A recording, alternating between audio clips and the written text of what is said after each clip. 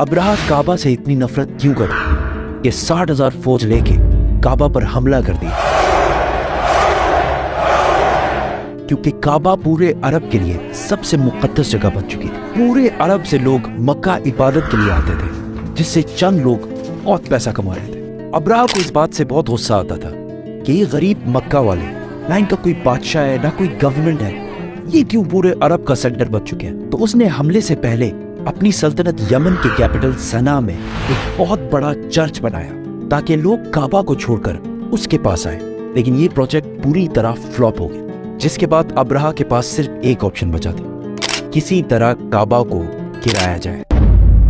Abraha किसी बादशाह के घर में पैदा नहीं हुआ था, बल्कि ये रोमन एम्पायर के एक छोटे से शहर के एक छोटे से बिजनेसमैन का गुलाम था। असल में मसला ये था कि यमन और हबशा की लड़ाई बहुत अरसे से चल रही थी, क्योंकि यमन वाज डोमिनेटेड बाय जूज, यहूदी, और हबशा में सारे क्रिश्चियंस रहते थे। तो क्या होना था? तो पहले यहूदियों ने हमला किया और क्रिश्चियन इलाकों में बहुत तबाही मचाई, जिसकी वजह से सुपर पावर रोमन एम्पायर को बहुत गुस्सा आया। तब भी क्रिश्चियंस ही सुपर पावर थे, तो रोमन एम्पायर ने हबशा में अपने क्रिश्चियन भाइयों की मदद करके यमन में यहूदियों की सल्तनत हमेशा के लिए खत्म कर दी। और इस काम के लिए उन्होंने अपने ही गुलाम को भेजा, जिसका नाम था अब्राहा, जो 1 लाख फौज लेकर गया और यहूदियों की तबाही मचा दी।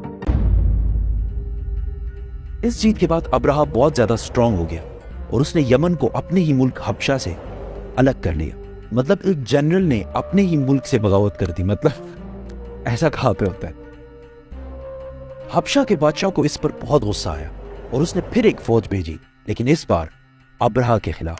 इस नई फौज ने अपने ही जनरल को कत्ल करके अब्राहा के सामने पेश किया और अब्राहा के फौज में शामिल हो गया। इसके बाद अब्राहा पूरे अरब का सबसे ताकतवर बादशाह बन गया और पूरे अरब में उसका इन्फ्लुएंस फैल गया। सिवाय एक चीज के, हर साल पूरे अरब से हजारों लोग मक्का में काबा के तवाफ के लिए जाया करते थे। तो अब्राहा ने सोचा इसमें कौन सी बड़ी बात है, हम भी एक बना देते हैं। तो उसने अपने कैपिटल में एक आलीशान चर्च बनाया, जिसको उसने पूरे दुनिया के हीरे जवाहरात से भर दिया। ये बिल्डिंग पूरे अरब में सबसे खूबसूरत और आलीशान बिल्डिंग थी। अरबियों ने इससे पहले ऐसी कोई चीज नहीं देखी थी, लेकिन कोई भी इसकी इबादत के लिए नहीं आया और सब उसी पुराने काबा की तरफ जाते रहे। इतना खर्चा और इतना सब कुछ करने के बाद भी जब अब्राहा फेल हुआ तो उसके पास सिर्फ एक ही ऑप्शन बचा। तो उसने 60,000 लोगों की फौज जमा की और काबा पर हमला कर दिया।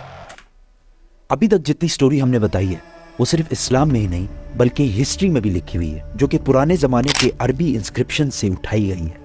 इन सब में अब्राहा एक बहुत बड़ा बादशाह था, लेकिन उसके मक्का जाने का कोई भी जिक्र नहीं है। लेकिन रीसेंट फाइंडिंग्स में कुछ ऐसी यहूदी इंस्क्रिप्शंस मिली हैं जिसमें क्लियरली लिखा हुआ है कि अब्राहा ने एक जगह पर हमला किया था जिसमें उसे बुरी तरह शिकस्त हुई थी। तो अब बड़े बड़े हिस्टोरियंस भी इसको मक्का पर इसी हमले को करार दे रहे हैं, जिसमें अब्राहा अपने साथ कुछ हाथियों को भी लेकर गया था। अरबियों को पता था कि वो इनका मुकाबला नहीं कर सकते। कुछ कबीलों ने लड़ाई करने की कोशिश की, लेकिन अब्राहा ने उन्हें कहा कि वो कोई खून खराबा नहीं चाहता, वो सिर्फ काबा को गिराना चाहता है ताकि लोग काबा को छोड़कर उसके चर्च में आए। आसपास सब लूटने के बाद जब वो मक्का पहुंचा तो उसने उनके चीफ को बुलाया। तो अब्दुल मुतलिब ने आकर कहा कि आपने मेरे कुछ ऊंट कब्जा किए हैं, वो मुझे वापस कर दें। तो अब्राहा ने हंस कर कहा कि मुझे तो लगा तुम बहुत बहादुर शख्स होगे, तुम्हें तो अपने ऊंटों की टेंशन है। तो अब्दुल मुतलिब ने कहा कि मैं सिर्फ अपने ऊंटों का मालिक हूँ, इस घर का जो मालिक है वो जाने और तुम जानो। लेकिन इतना मैं बता दूं, आज तक कोई भी इस घर को नुकसान नहीं पहुंचा पाया। अल्लाह। अगले दिन अब्राहा ने अपनी फौज को हमले का हुक्म दिया, लेकिन उसका हाथी रुक गया और बहुत कोशिश के बाद भी वो नहीं हिला।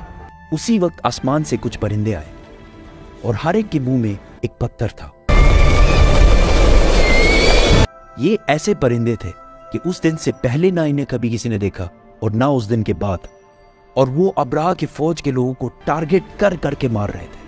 अब इसको बहुत सारे हिस्टोरियंस ने स्मॉल पॉक्स की एक एक्सट्रीम किस्म का है, क्योंकि जैसे ही पत्थर इनके जिस्म को लगता था तो वो खारिश कर करके अपने ही गोश्त को निकाल देते, हत्ता कि कुछ लोगों की हड्डियां तक नजर आने लगी। इस हालत में ये फौज वापस भागी اور ابرہہ کی 60,000 کی فوج تباہ و برباد ہو گئی۔